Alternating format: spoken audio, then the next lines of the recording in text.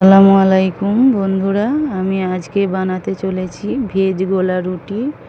বাড়িতে থাকা উপকরণ দিয়েই ঝটপট বানানো যায় এই রেসিপিটি। দেখতে থাকুন আমি কিভাবে বানাচ্ছি। আপনারাও ভালোভাবে বানাতে পারবেন বাড়িতে। গাজর নিয়েছি, আলু নিয়েছি, টমেটো নিয়েছি, কাঁচা লঙ্কা নিয়েছি, পেঁয়াজ নিয়েছি। এইসব বাড়িতে থাকা উপকরণ দিয়েই আমি আজকে আপনাদের এই রেসিপিটি বানিয়ে দেখাবো। দুধ, ময়দা সব কিছুই নিয়েছি। দেখতে থাকুন আমি রেসিপিটি কেমনভাবে বানাচ্ছি। টমেটো দিয়ে দিলাম, গাজর দিয়ে দিলাম, আলু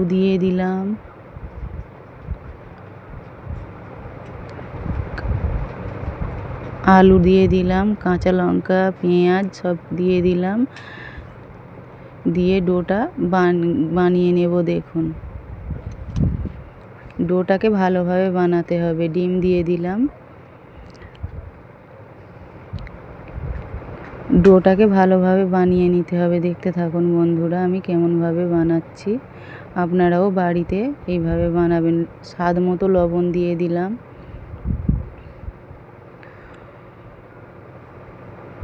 ভালোভাবে ডোটা বানিয়ে নিতে হবে। দেখুন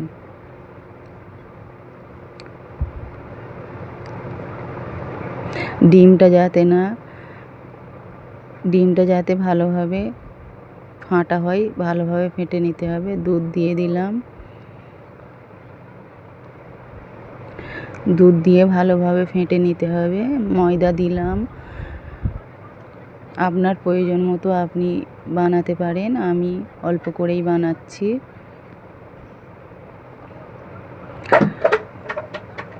আবার একটু দুধ দিয়ে দিলাম। ডোটা খুব ঘন হয়ে গেছিলো। ভালোভাবে ফেটে নিতে হবে যাতে ময়দাটা না ঢেলা হয়ে থাকে। এভাবে করে ঘুরিয়ে ঘুরিয়ে ফেটে নিতে হবে। দেখুন বন্ধুরা আমার ডোটা বানানো হয়ে গেছে। এবারে আমি কড়াই বসিয়ে দেবো। কড়াইয়ে তেল দিয়ে দিলাম। গরম হয়ে গেছে তেল। দেখুন এইভাবে করে বানিয়ে নিতে হবে। খুব নরম হয়, তুলতুলে।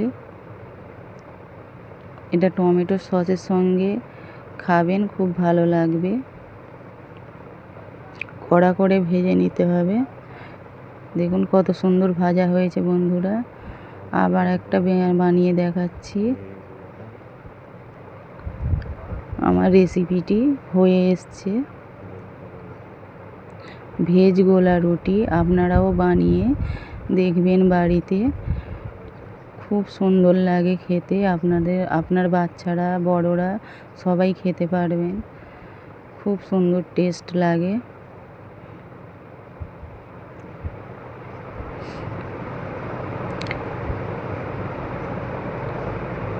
আমার দুটো বানানো হয়ে গেছে।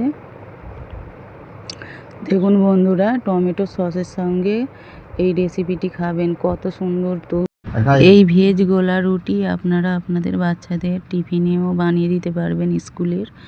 ভালোই লাগবে।